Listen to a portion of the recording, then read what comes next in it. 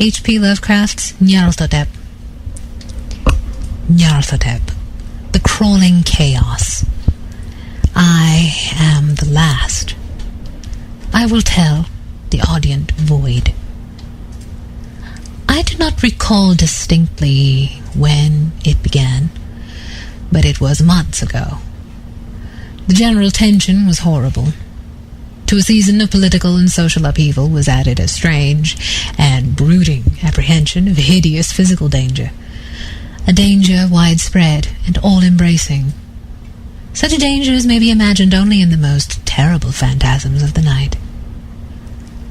I recall that the people went about with pale and worried faces, and whispered warnings and prophecies which no one dared consciously repeat or acknowledge to himself that he had heard.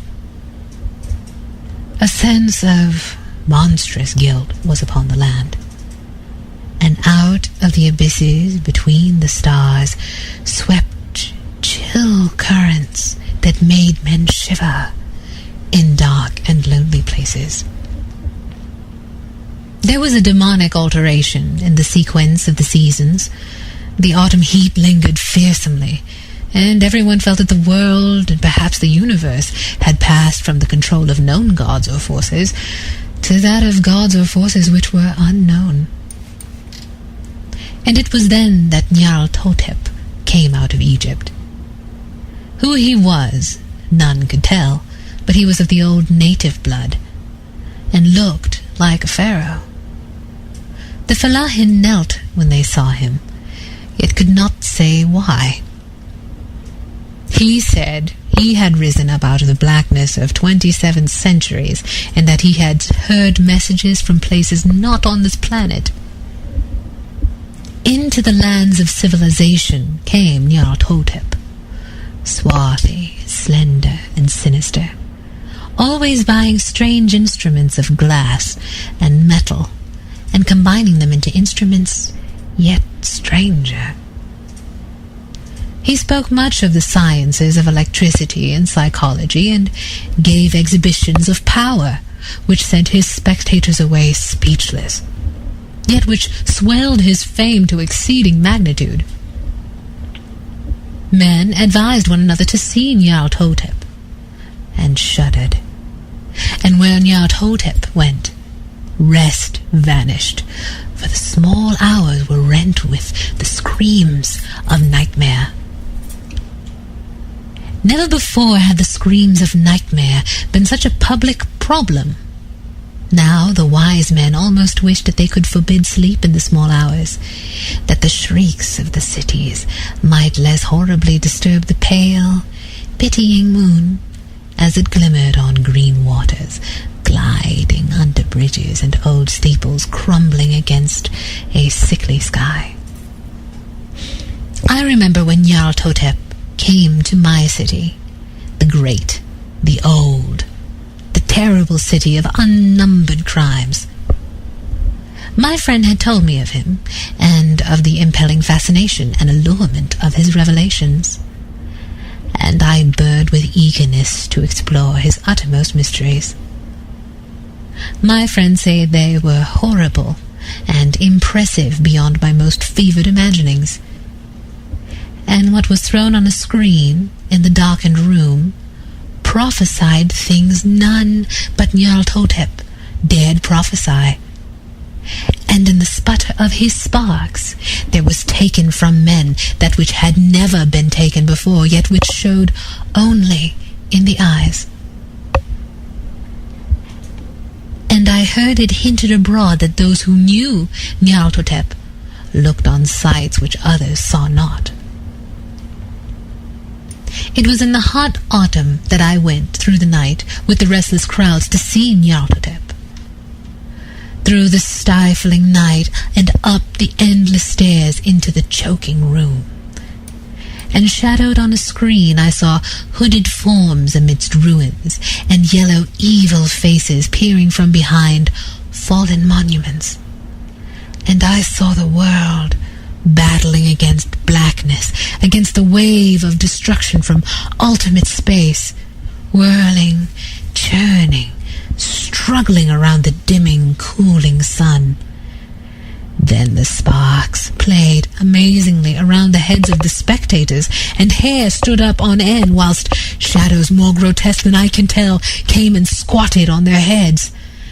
And when I, who was colder and more scientific than the rest, mumbled a trembling protest about imposture and static electricity, Nyarlathotep drove us all out, down the dizzy stairs, into the damp, hot, deserted midnight streets.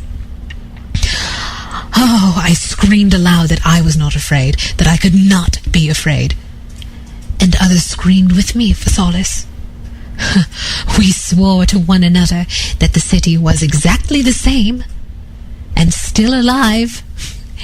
And when the electric lights began to fade, we cursed the company over and over again, and laughed at the queer faces we made. I believe we felt something coming down from the greenish moon.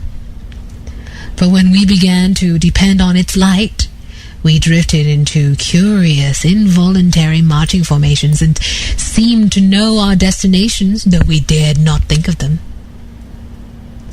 Once we looked at the pavement and found the blocks loose and displaced by glass, with a scarce line of rusted metal to show where the tramways had run. And again we saw a tram car, lone, windowless, dilapidated, and almost on its side. When we gazed around the horizon, we could not find the third tower by the river, and noticed that the silhouette of the second tower was ragged at the top. Then we split up into narrow columns, each of which seemed drawn in a different direction. One disappeared into a narrow alley to the left, leaving only the echo of a shocking moan. Another filed down a weed-choked subway entrance, howling with laughter that was mad. My own column was sucked towards the open country, and presently I felt a chill, which was not of the hot autumn, no, for as we stalked out on that dark moor, we beheld around us the hellish moon glitter of evil snows. Trackless, inexplicable snows, swept asunder in one direction only, where lay a gulf all the blacker for its glimmering walls.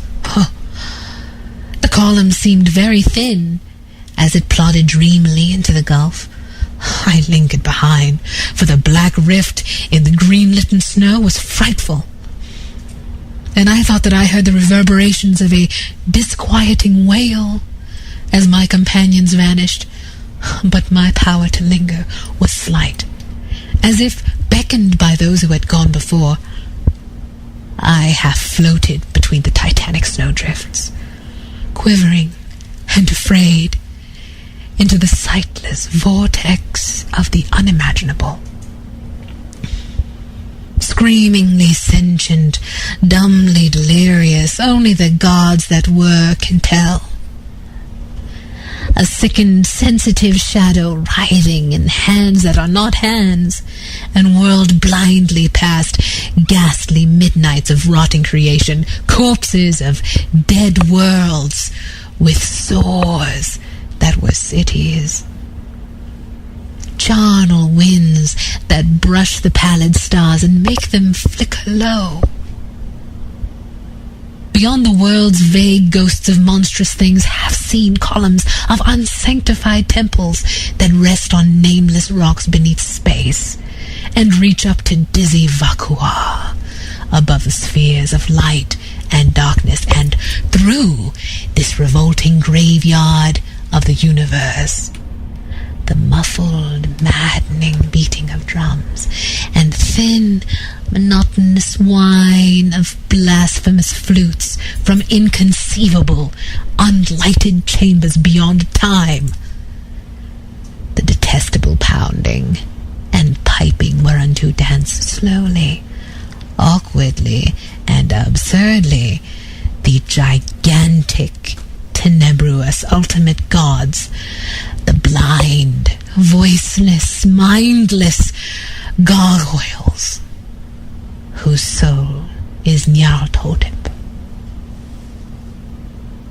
Nyarlthotep by H.P Lovecraft.